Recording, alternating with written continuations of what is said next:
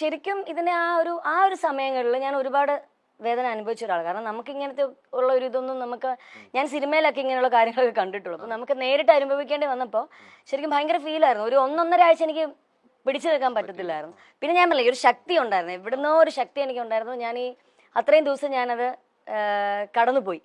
പക്ഷെ അതിനുശേഷം ഈ പറഞ്ഞ പോലെ വന്ന് പല സ്ഥലങ്ങളിലും എന്നെ ഒഴിവാക്കേണ്ട സാഹചര്യങ്ങൾ എനിക്ക് ഉണ്ടായിട്ടുണ്ട് ഇതിന്റെ പേരിൽ. ഇപ്പം ഓഫേഴ്സ് ആണെങ്കിലും സീരിയൽ ആണെങ്കിലും ഒക്കെ ഇങ്ങനെ ഇതിന്റെ പേരിൽ പല സ്ഥലത്തും എന്നെ ഒഴിവാക്കിയിട്ടുണ്ട്. ജയിലിൽ കിടന്ന ആളെയൊക്കെയാണ് സീരിയൽ അഭിനയിപ്പിക്കുന്നത്.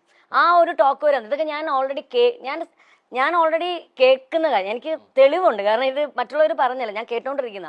അപ്പൊ അങ്ങനെ ഒത്തിരി സ്ഥലങ്ങളിൽ എന്നെ ഒഴിവാക്കിയിട്ടുണ്ട്. അപ്പൊ അതൊക്കെ ശരിക്കും ഭയങ്കര പെയിൻഫുൾ ആയിരുന്നു എന്നെ സംബന്ധിച്ച്. പിന്നെ ഞാനീ പറഞ്ഞില്ലേ, പിന്നെ എനിക്ക് സ്വയം ഒരു ഇതുണ്ടായിരുന്നു, ഞാനൊരു ഒരിക്കലും ഒരു കലാകാരിയെ ഒരിക്കലും നമുക്ക് തോപ്പിക്കാൻ പറ്റില്ല. സത്യസന്ധമായിട്ടുള്ള ലെവലിൽ പോവുകയാണെങ്കിൽ എന്നെ സംബന്ധിച്ച് എനിക്കറിയായിരുന്നു ഞാൻ തെറ്റ് ചെയ്തിട്ടില്ലാത്ത ഒരാളാണ്. പിന്നെ പേരുദോഷം വന്നു. അപ്പം അതിന്റെ പുറത്ത് ഞാൻ എന്തിനാ ഇങ്ങനെ ഭയങ്കര വിഷമിച്ച് അല്ലെങ്കിൽ അങ്ങനെ ഇരിക്കേണ്ട കാര്യമില്ലല്ലോ. നമ്മളെ ഒരു തൊഴിൽ കയ്യിലുണ്ട്, നല്ലൊരു തൊഴിൽ, നല്ലൊരു കുഞ്ഞുങ്ങളെ പഠിപ്പിക്കാനുള്ള ഒരു അധ്യാപികയാണ്, സ്വന്തമായി പെർഫോം ചെയ്ത് ഇതെല്ലാം ഉള്ളതുകൊണ്ട് നമ്മൾ ആരും പേടിക്കേണ്ട കാര്യമില്ല. നമ്മൾ തെറ്റ് ചെയ്തിട്ടില്ല. ആ ഒരു ധൈര്യത്തോടുകൂടി തന്നെയാണ് മുന്നോട്ട് പോയത്. നമ്മൾ പലപ്പോഴും അഭിനേത്രിയാകുമ്പോൾ വേഷങ്ങളിലൂടെ പല രീതിയിലേക്ക് നമ്മൾ കാണാത്ത കേട്ടുകേൾവി മാത്രമുള്ള രംഗങ്ങളിലൂടെ പോകേണ്ടി വരും, അല്ലെ? വേഷങ്ങളിലൂടെ പോകേണ്ടി വരും. പക്ഷെ ഒരു ജയിൽ ജീവിതം എന്നുള്ളത് നമ്മൾ വിദൂര സാധ്യതയിൽ പോലും ഒരിക്കൽ പോലും കാണാത്തതാണ്, അല്ലെ? നമ്മൾ സിനിമയിലൂടെ മാത്രമേ, പക്ഷെ വേഷങ്ങളിലൂടെ മാത്രമായിരിക്കും സാധ്യത. അവിടെ വരുന്നത് ഇതിങ്ങനെ ജീവിച്ചു തീർക്കണു. നമ്മൾ കണ്ട സിനിമയിലോ അല്ലെങ്കിൽ നമ്മൾ കേട്ടതല്ല, അതിന് അപ്പുറത്തേക്കൊരു നമ്മൾ സിനിമയിൽ കാണുന്ന ഒരു ഇതേ അല്ല ആക്ച്വലി. അങ്ങനെയുള്ള ഒന്നും ഇല്ല സിനിമയിൽ. നമ്മൾ കാണുന്ന അവരെ ബുദ്ധിമുട്ടില്ല. നമ്മളിപ്പോ സിനിമയിൽ കാണുമ്പോൾ അവരെ അടിക്കുന്നു, ഇടിക്കുന്നു, അങ്ങനെ ഇങ്ങനെ ഭയങ്കര ബുദ്ധിമുട്ടുകൾ അനുഭവം. പക്ഷെ ഇത് അങ്ങനത്തെ ഉള്ള ഇതൊന്നും ഉണ്ടായിരുന്നില്ല ജയിലിൽ. പിന്നെ എന്താണ്, നമുക്ക് പലതരത്തിലുള്ള സ്വഭാവമുള്ള പലതരത്തിലുള്ള ആൾക്കാരെ അവിടെ കാണാൻ പറ്റി. എന്നെ സംബന്ധിച്ച് കാണാൻ പറ്റി. പിന്നെ പലരുടെ വിഷമങ്ങൾ അതിനകത്ത് കിടന്ന് നമ്മള് നേരിട്ട് കണ്ടു. 49 ദിവസം ജയിലിലായിരുന്നു. ഒന്നുമില്ല, പരിഗണന ഒന്നും ഉണ്ടായിരുന്നില്ല. എല്ലാവരെയും പോലെ തന്നെ നമ്മൾ താഴെ പായലും അതുപോലൊക്കെ തന്നെ എല്ലാവർക്കും ഉള്ള അതേ പരിഗണന തന്നെ നമുക്കും ഉണ്ടായിരുന്നുള്ളൂ. പിന്നെ ഞാൻ പറയില്ല, കുറേ അവിടെയുള്ള എൻ്റെ കൂടെ തന്നെ. പിന്നെ എനിക്കൊരു ചെറിയത് ഉണ്ടായിരുന്നു വെച്ചാൽ എൻ്റെ കൂടെ ഒരാളെ ഉണ്ടായിരുന്നുള്ളൂ. ഒരുപാട് പേർക്കൊപ്പം അല്ലായിരുന്നു ഞാൻ ഉണ്ടായിരുന്നത്. അപ്പം എൻ്റെ കൂടെ ഒരു അമ്മ ഉണ്ടായിരുന്നു, ഒരു പ്രായമുള്ള ഒരു അമ്മയായിരുന്നു. അപ്പൊ ആ അമ്മയായിരുന്നു എൻ്റെ കൂടെ ഉണ്ടായിരുന്നു. പക്ഷെ അവരുടെ ജീവിത അനുഭവങ്ങളൊക്കെ കേൾക്കുമ്പോൾ ഒന്നും സംഭവിച്ചിട്ടില്ല. അതുപോലത്തെ ഒരു ഇതായിരുന്നു എൻ്റെ കൂടെ. അപ്പം കാരണം അവരുടെ വെറുതെ എന്തോ ഇതുപോലെ ഒരു അലിഗേഷന്റെ പുറത്ത് അവര് ജയിലിൽ വന്നതാ. എന്നിട്ട് അവർക്ക് ജാമ്യം കിട്ടിയിട്ട് ഒരു കുറഞ്ഞത് 3-4 വർഷമായിട്ട് അമ്മ ആ ജയിലിൽ കിടക്കുക. അവരെ കിട്ടിയിട്ട്, കാരണം മോന് നാളെ വരും, മറ്റന്നാൾ വരും, ഇങ്ങനെ പ്രതീക്ഷിച്ചു കൊണ്ടുവരാൻ വരും എന്ന് പറഞ്ഞ് വിളിച്ചു പറയും. ഫോൺ വരും, അമ്മയ്ക്ക് ഫോൺ വരും, ഞാൻ ഇങ്ങനെ വരും, അമ്മ നാളെ വരും. അങ്ങനെ ഇവരിങ്ങനെ പ്രതീക്ഷിച്ചില്ല. 3 വർഷമായി. ഞാൻ ജയിലിൽ നിന്ന് ഞാൻ ഇറങ്ങുമ്പോഴും എന്നോട് പറഞ്ഞിട്ട്, മോളെ നാളെ വരും കേട്ടോ, എന്റെ മോൻ വിളിക്കാൻ വരും. അതൊക്കെ ഭയങ്കര നമുക്ക് സഹിക്കാൻ പറ്റില്ല. കാരണം ഇങ്ങനെ പ്രതീക്ഷിച്ചിരിക്കുക. പക്ഷെ അവർക്ക് വേണ്ട, ആ അമ്മ അവർക്ക് വേണ്ട. ഇല്ലെങ്കിൽ പിന്നെ ഇത്രയും നാളായിട്ട് എന്തുകൊണ്ടാണ് അത് അമ്മ അറിയുന്നില്ല. അങ്ങനെ ഉള്ള കുറെ പേരുണ്ട് അവിടെ.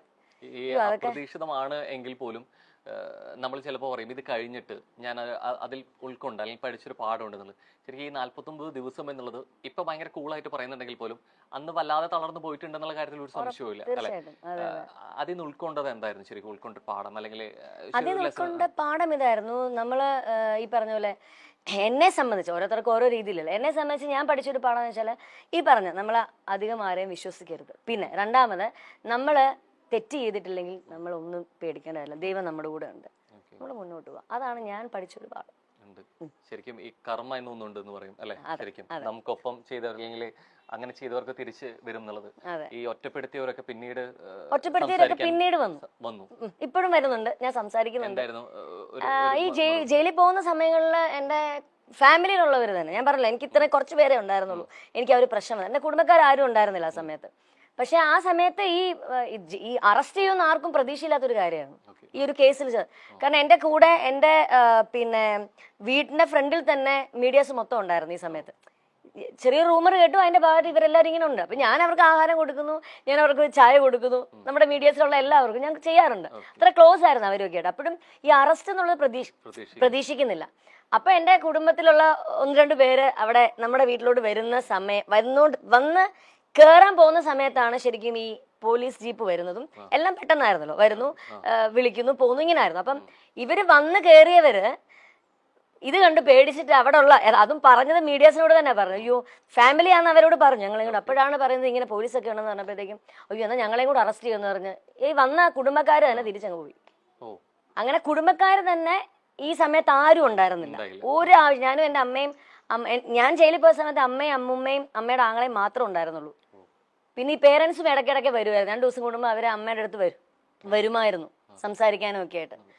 അല്ല ഒരൊറ്റ കുടുംബക്കാരുണ്ടായിരുന്നില്ല. പക്ഷെ ഇപ്പൊ ജയിലൊക്കെ നിന്ന് ഇറങ്ങി വന്ന് സ്കൂളുകളിലൊക്കെ ക്ലാസ് എടുക്കാൻ പോയി, പ്രോഗ്രാംസ് ഒക്കെ ചെയ്യാൻ തുടങ്ങി. കുറച്ചും കൂടെ പഴയതിലും എനിക്ക് തോന്നുന്നു കുറച്ചും കൂടെ ഒന്ന് ആക്റ്റീവായിട്ട് വന്നപ്പോൾ ഈ പേടിച്ച് വന്നവരൊക്കെ ഇപ്പൊ തിരിച്ചു വരുന്നുണ്ട്, സംസാരിക്കുന്നുണ്ട്. ഞാനും അതനുസരിച്ച് നമുക്കും പ്രശ്നമൊന്നുമില്ല, നമ്മൾ സംസാരിക്കുന്നു, അങ്ങനെ പോകുന്നു. ഇപ്പൊ മനസ്സിലായി ആരൊക്കെ ഉണ്ടായിരുന്നു ഈ സമയത്ത്, ആരൊക്കെ നമ്മുടെ കൂടെ ഉണ്ടായിരുന്നു എന്നുള്ളത് നമുക്ക് മനസ്സിലായി. ഒപ്പമുള്ളവർ ആരൊക്കെ ആയിരിക്കും ഉണ്ടാവുന്ന തിരിച്ചറിയണമെങ്കിൽ നമ്മളൊരു പ്രതിസന്ധിയിലെത്തിയെങ്കിൽ മാത്രമേ അറിയാൻ പറ്റൂ. അത് കൃത്യമായിട്ട് തിരിച്ചറിഞ്ഞു. ഭയങ്കരമായിട്ട് നമ്മൾ ചിലതൊക്കെ ഉണങ്ങിപ്പോയി കഴിഞ്ഞാലും ഈ മനസ്സിൽ കണ്ട ഈ കോറൽ ഇത് ഉണങ്ങാതെ അല്ലെ കെടുക്കുമെന്ന് പറയാറുണ്ട്. ഇല്ല, ഞാൻ ആ സമയത്ത് അങ്ങനെ അനുഭവിച്ചു. എന്റെ ഗ്രഹപ്പഴ സമയത്ത് ഞാൻ അനുഭവിച്ചു, അത് കഴിഞ്ഞു, അത്രേ ഉള്ളൂ. പിന്നെ ഞാൻ അത് ഇങ്ങനെ അങ്ങനായി ഇനി അവർക്ക് അങ്ങനെയൊന്നുമില്ല, ഞാനത് മനസ്സിൽ നിന്ന് വിട്ടു. ഈ ടെക്നോളജി എത്ര വളരുന്നു അത്രയും നല്ലതാണെന്ന് പറയും.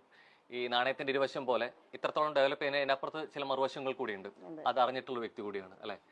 പല രീതിയിലേക്ക് എന്നുള്ള രീതിയിലേക്കാണെങ്കിൽ പോലും, ഇപ്പൊ വീഡിയോ ആണെങ്കിലും സെർച്ച് ചെയ്യണമെങ്കിൽ പോലും, മോർഫിക്കിന്റെ ആണെങ്കിൽ പോലും ബാക്ക് ടു ബാക്ക് എങ്ങനെയാണ് ഇത്രത്തോളം പ്രശ്നങ്ങൾ തരണേ ദൈവമേ എന്ന് എവിടെയൊക്കെ നമ്മൾ മനസ്സുകൊണ്ട് ഉള്ളവർക്ക് ചോദിക്കും. ശരിക്കും പറഞ്ഞാൽ ഞാൻ ഇതുപോലെ എന്റെ ഒരു ജീവിതം തന്നെ വേണമെങ്കിൽ ഒരു ബുക്കാക്കാം. കാരണം അതുപോലുള്ള കാര്യങ്ങളുണ്ട് തുടക്കം തൊട്ടുള്ള കാര്യം. അപ്പം അന്ന് ഇതുപോലെ മോർഫിങ്ങിന്റെ കേസ് ഇതുപോലെ വന്നു. ഞാൻ തന്നെ കണ്ടിട്ട് ഞെട്ടിപ്പോയി. ഞാൻ തന്നെയാണോ എന്ന് ചിന്തിക്കരുത്, കാരണം നമുക്കറിയാമല്ലോ. അപ്പം അതിങ്ങനെ വന്നു. ഈ പറഞ്ഞ പോലെ എന്നെ പക്ഷെ ആരും വിളിച്ച് ചോദിക്കാല്ല, ഇങ്ങനെ അങ്ങനെയൊന്നും ആരും എന്നെ ചോദിക്കുകയോ ഒന്നും ചെയ്തിട്ടില്ല. ഞാനിങ്ങനെ ഒരാൾ പറഞ്ഞറിഞ്ഞു, ഞാനത് കണ്ടു, ഓക്കെ, എന്റെ അല്ല, വിട്ടു. ഈ പല ആക്ടേഴ്സിന്റെ ആണെങ്കിൽ പോലും ഇതുപോലെ വരുന്നുണ്ട്. ശരിക്കും ഇത് ഇത്രത്തോളം സാധ്യതകളെ കുറിച്ച് അറിയുകയും ചെയ്യാം. എന്തുകൊണ്ട് പിന്നെ ഇത്രത്തോളം ഒരു കോൺട്രവേഴ്സി അല്ലെങ്കിൽ ഇത്രത്തോളം എനിക്ക് തോന്നുന്നു അന്നത്തെ ഇത് 2009 എന്തോ ആ സമയം, അത് തന്നെ, ആ സമയത്തൊക്കെ എനിക്ക് തോന്നുന്നു കുറച്ചുകൂടെ ആൾക്കാർ ഇത്രയും വലിയൊരു എന്താണ് രീതികൾ, അന്നത്തെ രീതിയിൽ കുറച്ചും കൂടെ ഡെവലപ്മെന്റ് കുറവല്ലായിരുന്നു. അപ്പൊ ഇപ്പോഴല്ലേ കുറെ മാറ്റങ്ങളും കാര്യങ്ങളും ഒക്കെ വന്നു. അപ്പം ആ സമയത്തുള്ള ആൾക്കാർ ചിലപ്പോൾ ഒരു പക്ഷെ ഇങ്ങനെയൊക്കെ ആയിരിക്കാം. ഇപ്പം അങ്ങനെ വന്നു കഴിഞ്ഞാൽ എല്ലാവർക്കും അറിയാം ഇത് ഇങ്ങനത്തെ, അല്ലെങ്കിൽ ചിലത് കാണുമ്പോ ചിലപ്പോ ആയിരിക്കാം, നമുക്കറിയില്ല. പക്ഷെ എന്നാലും നമുക്ക് കാണുമ്പോ അറിയാം ഇത് ഇപ്പോഴത്തെ ആൾക്കാർക്ക് മനസ്സിലാവും. ഈ പലപ്പോഴും നമ്മൾ കുറെ കാര്യങ്ങൾ അറിയുന്നതും അല്ലെങ്കിൽ അപ്ഡേറ്റഡ് ആവുന്നതും ഡിജിറ്റൽ പ്ലാറ്റ്ഫോമിലൂടെയാണ്. നവമാധ്യമങ്ങൾക്ക് അതിനുള്ള പങ്ക് വളരെ വലുതാണ്. ഇൻസ്റ്റാഗ്രാം ആണെങ്കിലും ഫേസ്ബുക്ക് ആണെങ്കിലും ഒക്കെ നമ്മൾ കണ്ട് അന്ന് എത്രത്തോളം ഈ സോഷ്യൽ മീഡിയ എത്രത്തോളം സജീവമല്ല എന്നുള്ളത്. ഇത് ഒരു പക്ഷേ ഇതിന്റെ 2 വശങ്ങളും ആർട്ടിസ്റ്റ് എന്ന നിലയിൽ ഒരു പക്ഷേ സോഷ്യൽ മീഡിയ ഗുണം എന്ന് പറഞ്ഞ പോലെ അതിന് ദോഷവും ഉണ്ട് എന്നുള്ള രീതിയാണ്. ഇത് സജീവമല്ലാത്തൊരു ഡിജിറ്റൽ പ്ലാറ്റ്ഫോമുകളുടെ പ്രാധാന്യം അത്രത്തോളം ഇല്ലാത്തൊരു കാലം ശരിക്കും ഇതൊരു കാരണമായിട്ടുണ്ടോ? ഇതൊരു ദോഷമാവാൻ എന്നുള്ള രീതിയിലേക്ക്, ഇതിന്റെ ഒരു സത്യാവസ്ഥ അറിയാതിരിക്കാൻ അങ്ങനെ തോന്നുന്നുണ്ടോ?